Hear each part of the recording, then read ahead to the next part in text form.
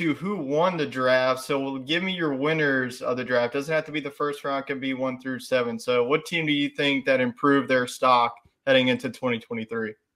I think it starts right at the top with Philadelphia. I mean, they really took some well-known college players, some proven guys. They even signed two really proven cornerbacks in the undrafted free agency in Mekhi Garner and what's his name that played at LSU? Eli Ricks. They signed him as well. So, those are guys that probably should have been drafted, and lo and behold, they're signing a free agency deal with Philadelphia. So I think they were one of my winners. The other, I would say, the Seattle Seahawks. I liked what they did. I think it was smart of them to not reach on a quarterback. You have Geno Smith this year. Build the team, and if Geno's not the guy, then the next year you look into free agency, or you hope a guy like Caleb Williams or Drake May slips to you. Next year's quarterback class is looking really good. So I like the patience there. Go get a good corner. Go get the best wide receiver.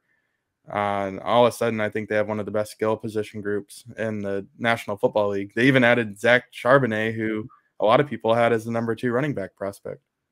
Yeah, for sure. And I agree with you. I think that Seattle Seahawks did a good job. Not only did they get one of the best cover corners in the draft at pick number 20, they got Jackson Smith and Jigba, which I am really high on. I think whenever he's healthy, he's the best receiver in this draft class. I think that the Ravens also picked up a good guy with Zay Flowers, maybe have another toy for Lamar Jackson, which we'll get into in a couple of minutes. I'm going to go to the Houston Texans. I think the Texans, I'm going to focus more on the first round, more on the overall draft. I just feel like those 2 picks are going to be their future right there.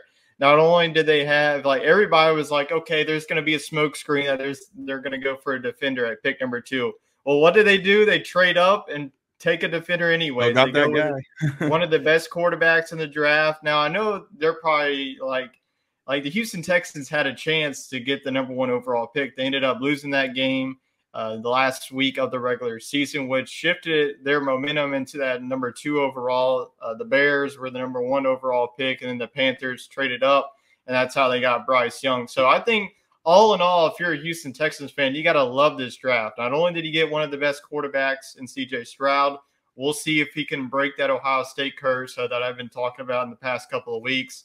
I think he has the potential of being one of the top quarterbacks from this draft class. We saw Hendon Hooker go to the Detroit Lions. I think that's a tremendous fit for him in Detroit. Get to learn behind Jared Goff.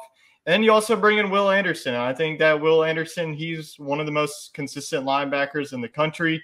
So I think I got to give an A+ to the Houston Texans.